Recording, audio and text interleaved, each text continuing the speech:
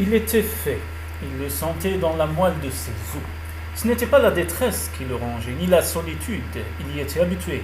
C'était la sensation qu'un changement se préparait, le sentiment que quelque chose de merveilleux était à portée de sa main, pour constater ensuite que ses espoirs étaient anéantis et qu'il avait donné son cœur à une femme qui ne voulait pas de lui. « Bonjour ». Elle était entrée si discrètement dans la pièce du petit déjeuner qu'il ne l'avait pas entendue. Et sa voix était rauque, comme si elle avait pleuré jusqu'à s'endormir après s'être retirée dans sa chambre dans la nuit. Incapable de se reposer, il était descendu dans la bibliothèque pour chercher la bouteille de cognac. Quand il était revenu, elle n'était plus dans son lit. « Bonjour », répondit-il. Que pouvait-il lui dire d'autre? Quelles excuses pouvait-il lui offrir? Quelle explication pouvait-il lui donner qui dépouillerait cette matinée de son amertume? Elle était entrée dans sa vie avec réticence.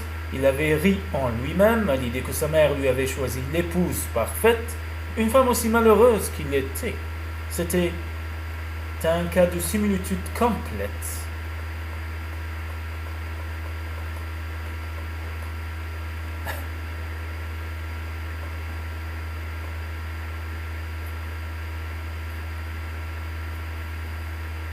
Et il pourrait vivre longtemps dans la tristesse sinistre de cette maison, élevant une bande d'enfants pitoyables dans un silence de pierre. Mais il avait découvert son histoire.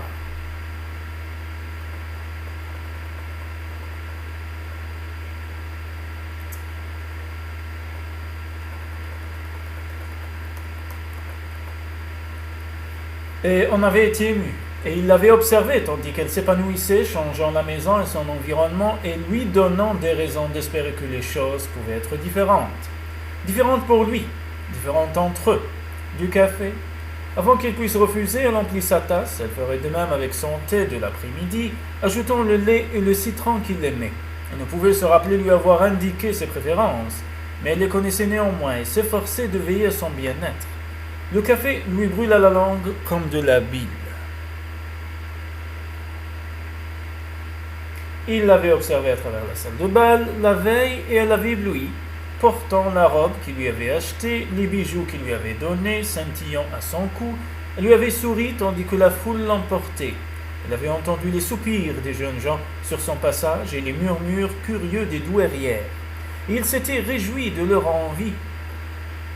Le vin servi au dîner et le cognac qui avait suivi avaient été trop pour lui. Étrange que la boisson l'ait affecté ainsi. Mais il soupçonnait que ce n'était pas l'effet de l'alcool. Il était enivré par la vue de Miranda, la joie de savoir qu'elle était à lui, son corps embourdonné d'impatience. Il s'était senti comme un jeune marié. Il s'était lassé des sourires entendus que les autres hommes lui décochaient, des tapes trop cordiales dans le dos, quand il avait vu sa femme le chercher, appelant son nom et se faufilant dans la bibliothèque obscure. Incapable d'attendre un moment de plus, il avait suivi, excité au-delà de toute raison par le scandale que cela impliquait, se précipitant vers l'inévitable, et il l'aurait prise là, dans sa belle robe, sur le sol de la bibliothèque, si seulement. Il abattit 100 points sur la table pour se ramener à la réalité. Miranda sursauta, alarmée, lâchant la cuillère qu'elle tenait et qui tinta sur son assiette. Puis avec fermeté, elle la ramassa et revint à son petit déjeuner, sans manger, mais en déplaçant la nourriture dans son assiette, comme si elle appréciait son repas. Si seulement elle avait su qui il était, mais les baisers qu'elle lui avait donnés étaient destinés à un autre. Et quand ils étaient rentrés chez eux, la femme qui lui avait souri au bal avait à peine pu se contraindre à le regarder, et il l'avait fait taire, redoutant ce qu'elle pourrait dire. « Je ne vous ai jamais aimé. Lâchez-moi. Laissez-moi aller à lui. » S'était perdu dans l'albâtre de sa peau, dans la courbe de sa gorge, un corps fait pour aimer et être aimé, même s'il contenait un cœur déloyal. Mais au moins, ce qui s'était passé entre sa femme et son frère n'était pas allé aussi loin pour jeter des doutes sur la légitimité de leur union. Elle était venue vierge dans son lit. Il existait des moyens de duper un homme. Il le savait bien. Si une femme s'en donnait la peine, mais elle n'avait pas eu le temps de préparer une ruse et il avait senti son corps réagir avec douleur, pas avec plaisir, quand il était entré en elle. Dans son manque d'égard et sa jalousie, il l'avait malmené. Il se leva de table et alla à la fenêtre d'où il contempla le jardin. Le soleil jouait sur les fleurs, se raillant d'eux par une illusion de paix et de bonheur. Saint John est parti. Elle était venue se placer près de lui et regardait aussi par la fenêtre. Je sais. C'était la façon de faire de son frère, après tout, comme toujours, causer le plus de chaos possible et disparaître, laissant les dégâts derrière lui. Les valets d'écurie ont dit qu'ils s'en étaient allés peu avant notre retour.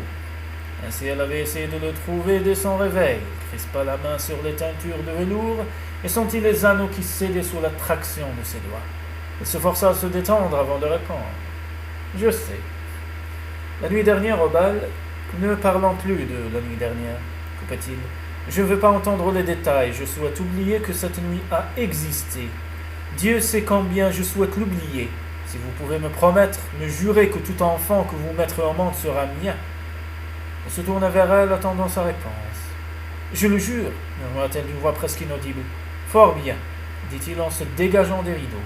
J'ai des affaires à traiter aujourd'hui, je vous verrai ce soir. Il sortit à grands pas de la pièce. Miranda observa la tension qui nouait le dos de son mari, comme s'il ne pouvait supporter le poids de son regard. Elle s'affaissa sur sa chaise et picora dans son assiette. Elle avait espéré, Saint John parti, avoir une chance de régler les choses avec Marcus. Elle avait espéré se libérer de ses secrets. Il n'avait fait qu'aggraver la situation. Après la nuit dernière, il y avait un sujet de plus qu'elle ne devait pas aborder. Maudit soit Saint John de si bien connaître son frère. Il lui avait porté un coup au cœur, ainsi qu'à sa fierté. Elle avait été sûre, avant la nuit dernière, que Marcus s'était adouci à son égard et que les choses pourraient être plus faciles entre eux. Et il avait répondu quand elle l'avait trouvé dans la bibliothèque. Il avait répondu avec enthousiasme. Elle frémit, tandis que le désir l'envahissait de nouveau. Si cela avait été Saint John, aurait-elle réagi de cette façon? L'habileté de Saint John n'aurait jamais pu dominer la haine qu'elle éprouvait pour lui, quand elle avait trouvé Marcus. Son cœur avait su ce que son esprit ignorait, et elle avait répondu à ses baisers. Mais comment pourrait-elle l'expliquer si son mari tenait à prétendre que rien ne s'était passé? Et pourtant, il parlait encore d'enfant. C'est tout ce qui l'intéresse. Peut-être, mais s'il n'y avait pas d'amour, il y avait eu de la chaleur auparavant, et le sentiment qu'il pourrait y avoir de son côté, plus que le désir de la mettre enceinte dans les moments qu'ils passeraient ensemble au lit. La nuit dernière, leur étreinte avait été brève et douloureuse pour elle, mais il ne s'était pas montré cruel avec elle. Il se remémora la caresse de ses mains et de ses lèvres sur son corps, et sentit le besoin de lui grandir en elle. Chassant sa frayeur, elle irait le rejoindre ce soir-là, sans ombre entre eux, et elle verrait s'il avait vraiment l'intention d'oublier le bal.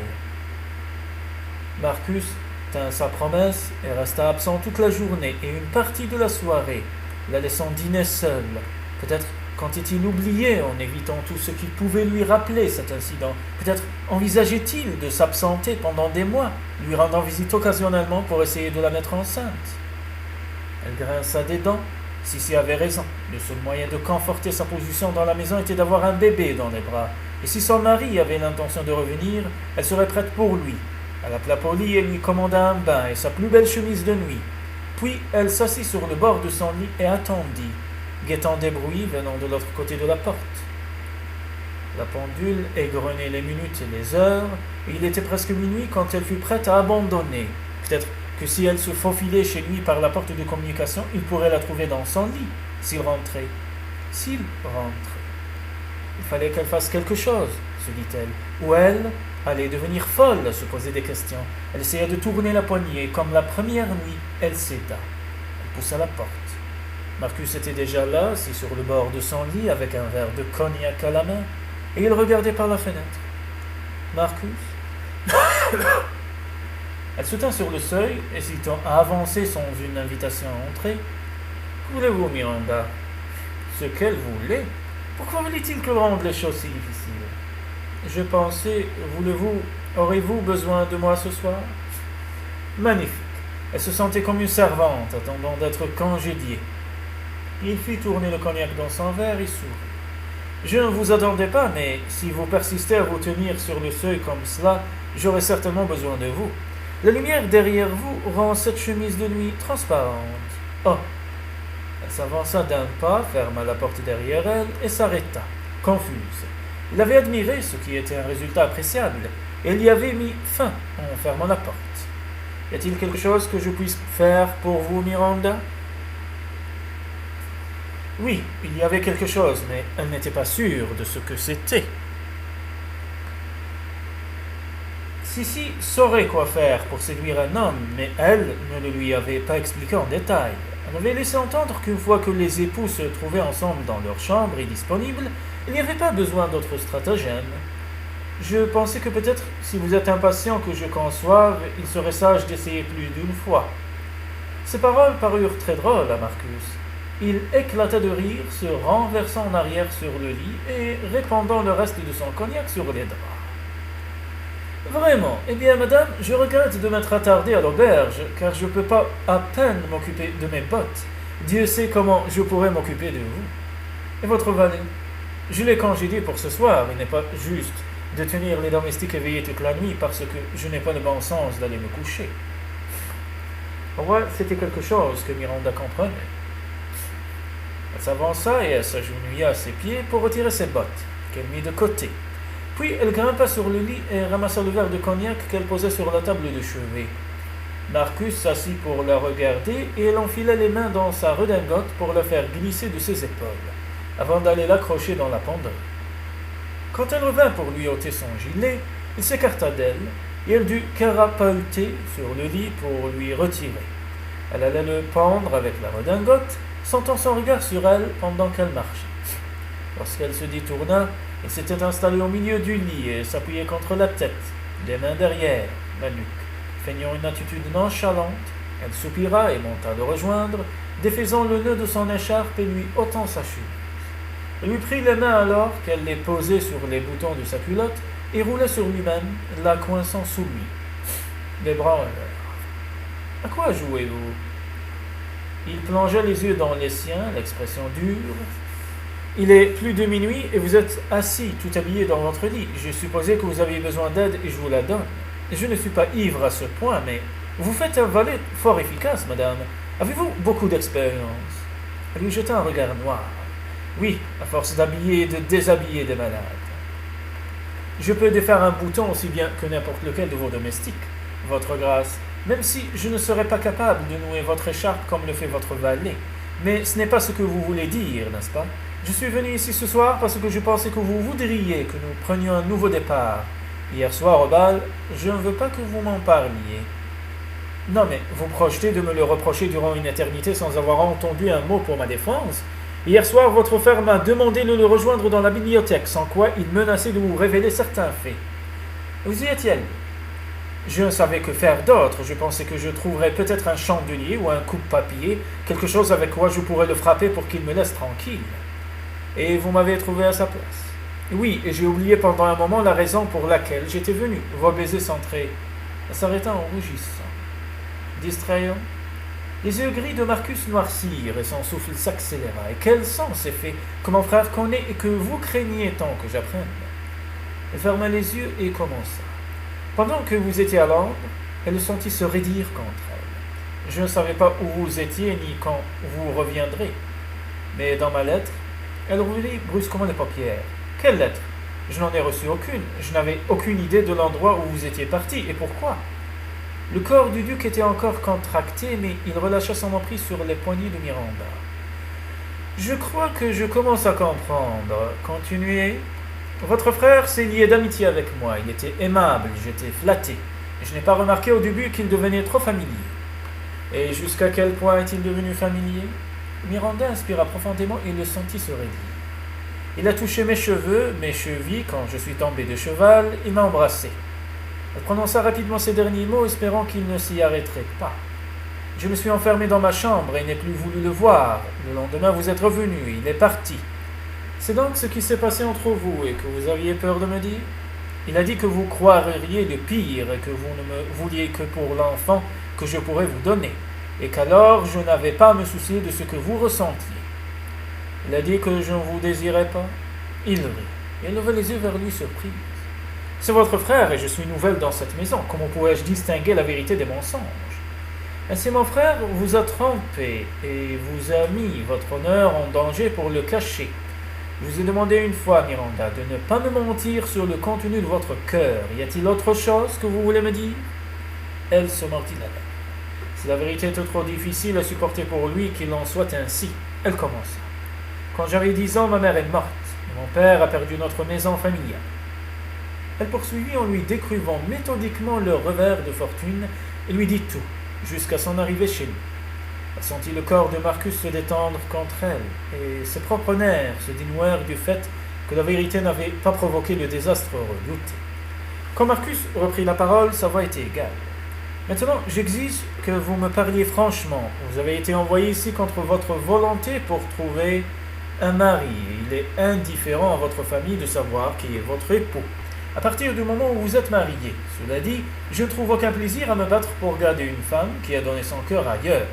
Si la nuit dernière n'avait pas eu lieu, si je ne vous avais pas touché, si vous étiez libre de partir et s'il voulait de vous, rejoindriez-vous Saint John? Non, répondit-elle dans un murmure. J'étais sotte et il en a tiré avantage. Chassez-moi si vous le devez, Marcus, mais ne me renvoyez pas vers lui. Il est mauvais et je préférerais la maison de correction à lui. Marcus répondit d'un ton sec. Fort bien. Vous ne faites pas passer mon frère avant la maison de correction. Mais qu'en est-il de moi? Mon frère pense que j'ai passé 10 ans dans les lupanards d'Europe sans apprendre à apprécier une belle femme quand j'en ai une sous mon propre toit. Belle? Ce mot résonna dans l'esprit de Miranda. Miranda? Il sourit et lui toucha les lèvres. Il y a dans un musée de Paris la statue d'une déesse grecque. Je suis souvent allé la voir, car sa seule vue me donne envie d'embrasser le marbre. Et quand vous vous tenez sur le seuil avec la lumière derrière vous, je trouve que vous lui ressemblez terriblement. Oh, elle remua sous son poids. Est-ce que vous êtes mal? Non, murmura-t-elle. Il lâcha ses poignets et se retira pour s'allonger près d'elle, une main sur sa hanche. Elle en sentit la chaleur à travers sa chemise. Bien sûr, vous avez de nombreuses autres qualités que je trouve admirables. Vraiment. Elle le soupçonna de plaisanter, mais elle ne savait pas pourquoi il la taquinait. Vous avez l'esprit vif et une intelligence aiguisée, vous avez la main ferme avec le domestique, vous comprenez ce qu'il faut pour diriger une grande maison et le faites mieux que ma mère ne l'a jamais fait. Vous ne répondez pas par des crises de larmes quand je vous bouscule, mais vous avez un tempérament bien trempé. Il marqua une pause. Si vous n'aviez pas une tendance ennuyeuse à garder des secrets pour mon propre bien et à toujours faire passer vos désirs et vos besoins en dernier lieu, je dirais que vous êtes proche de la perfection par rapport à ce que je recherche dans une épouse. Oh! Il promena son pouce sur l'arc de sa lèvre. Et vous dites que vous trouvez mes baisers distrayants? Elle sentit sa peau devenir écarlate. J'étais incapable de penser à autre chose. Il se pencha sur elle et effleura sa bouche de la sienne. Mais ils sont sûrement ordinaires si vous pouvez les confondre avec ceux de mon frère. Elle courba la tête. J'avais eu si peu de vos baisers pour pouvoir comparer. Il se pencha de nouveau et cette fois-ci il s'attarda et lui ouvrit ses lèvres. Ce baiser s'infiltra en elle comme de l'eau dans la terre. Il goûta sa bouche, sa langue, et elle soupira contre lui et le prit dans ses bras, se serrant contre son torse pour sentir battre son cœur. C'est mieux, lui chuchota-t-il à l'oreille. Oui, mais comment pouvait-elle lui dire cela sans le blesser? Elle s'arrêta. Plus de secret, ma femme, dites-moi ce que vous pensez. Ce n'est pas comme hier. Elle hésita de nouveau. Et vous ne m'avez pas du tout embrassé quand nous... Je ne pouvais pas vous embrasser à ce moment-là. Je n'ai pas osé. Je vous désirais au-delà de toute raison. D'un mot, vous auriez pu m'arracher le cœur et me laisser mourant. Et en regardant votre corps, je savais que je ne pouvais m'empêcher d'y réagir. Et j'avais peur de partager mon âme avec vous, comme maintenant. Il abaissa de nouveau ses lèvres sur les siennes et balaya toute pensée. Miranda s'accrocha à lui pendant qu'il savourait sa bouche et la laissait affamée de choses qu'elle ne comprenait pas. Puis il embrassa sa gorge, ses épaules, la rondeur de ses seins, et elle se débattit contre l'étoffe de sa chemise de nuit. Il écarta le vêtement et couvrit un téton de sa bouche. Il la caressant de ses mains et de sa langue jusqu'à ce qu'elle gémisse. Elle releva la tête pour poser un baiser sur sa tempe et elle murmura. « Oui, c'est vous, c'est ce que je veux. Est-ce tout ?» Il riait d'elle de nouveau, mais elle s'en souciait peu. « Il y a plus que cela. »« Il y a plus, » répondit le corps de Miranda. « Il y a beaucoup plus. »« Alors, je veux que vous me le donniez. » Il saisit son visage entre ses mains et sourit. « J'ai été un sot de vous laisser seul, même un moment. » Il caressa son corps à travers sa chemise de nuit et suivit la ligne de sa jambe. Son sourire s'estampa, mais l'éclat de ses yeux était pure malice. « Et mon frère n'a touché que votre cheville ?» « À travers mon bas. Il a dit qu'il vérifiait que je n'étais pas blessé.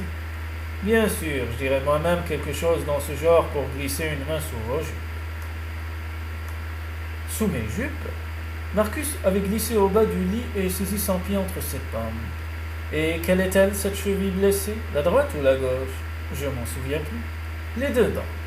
Il embrassa la plante de ses pieds et passa la langue sur les os de ses chevilles, puis il fit remonter ses mains le long de ses jambes pour lui saisir les genoux et lui écarter les cuisses, livrant passage à son visage.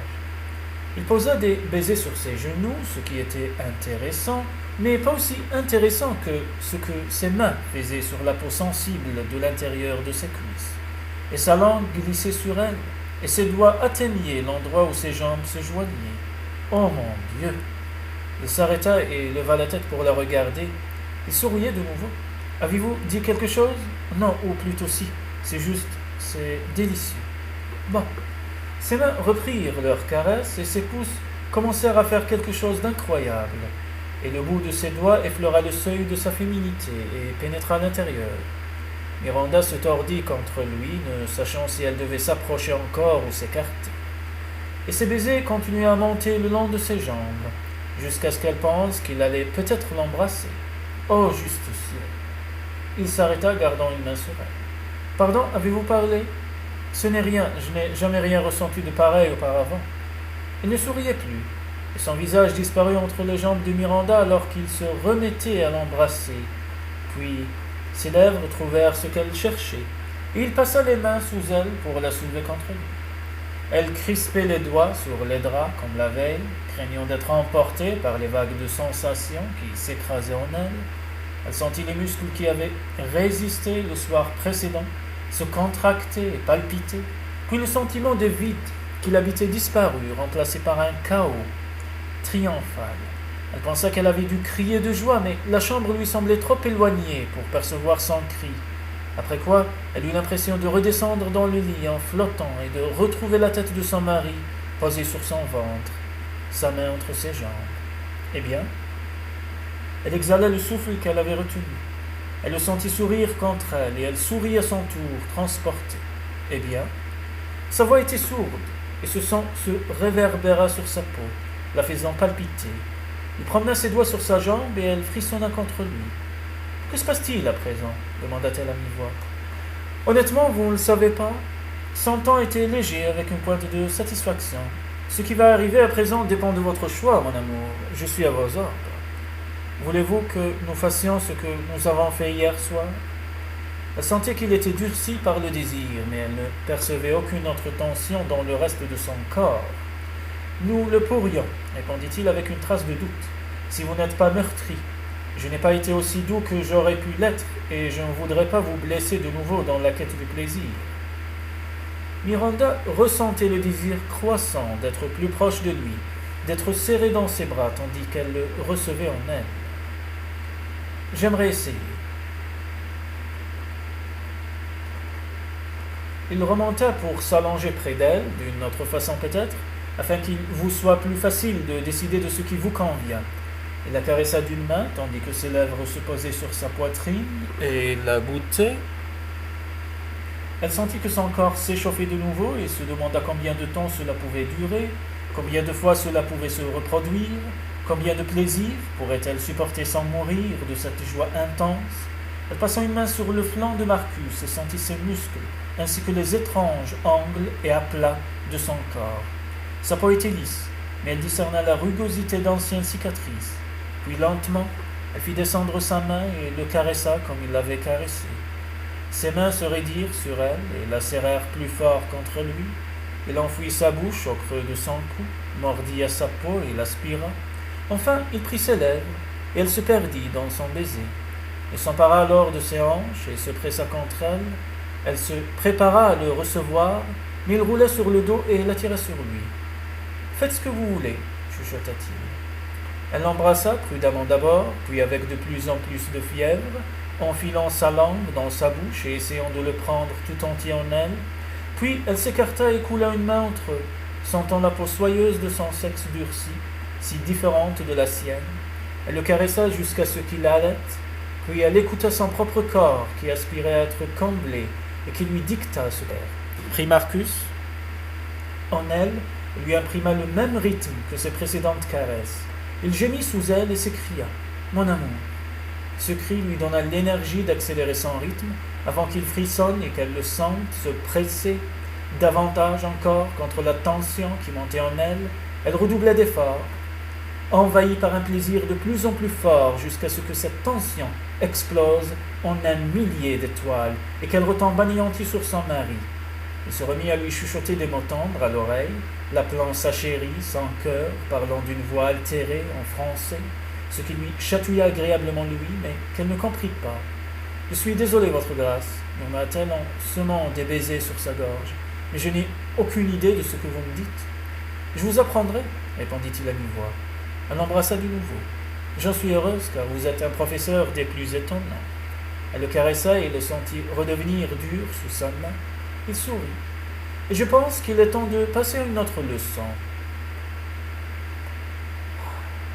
Le valet de sa grâce redescendit à l'office peu après le déjeuner et s'assit à la table, choqué. Jamais, jamais au cours de toutes les années où il avait servi le duc, il n'avait vu une chose pareille. Il était arrivé à l'heure habituelle pour réveiller son maître et lui préparer ses vêtements pour la journée, mais il l'avait trouvé en train de draper une robe de chambre autour de lui et de fermer les teintures dignes. Et il sourit. Pas les sourires entendus que le domestique avait vus à Paris ou à Londres, ou les regards noirs auxquels il était habitué quand sa grâce était en résidence à Fleifgange. Cette expression-là était celle d'un homme comblé. Le duc avait porté un doigt à ses lèvres. Et quand son valet s'était rendu dans la garde-robe pour lui choisir ses habits, il en avait dissuadé d'un signe de main. « Ce ne sera pas nécessaire, Thomas. Je pense que je vais passer la journée dans ma chambre. Êtes-vous souffrant, votre grâce ? Épuisé, trop las pour songer à quitter cette pièce. Presque trop fatigué pour tenir debout. » Thomas avait entendu distinctement un rire féminin derrière les teintures divines. Je pense que ma femme souhaitera aussi rester au lit. Renvoyez Polly pour la journée, car je doute que l'on ait besoin d'elle. » Le valet avait hoché la tête d'un air incertain. « Et le petit déjeuner, votre grâce ? » ?»« Laissez le plateau devant la porte, Thomas, et prévoyez assez de nourriture pour deux, car je suis particulièrement affamé aujourd'hui. La même chose pour le déjeuner, et peut-être aussi pour le dîner. » Il y eut un autre rire derrière les rideaux, et sa grâce, le duc, sourit largement.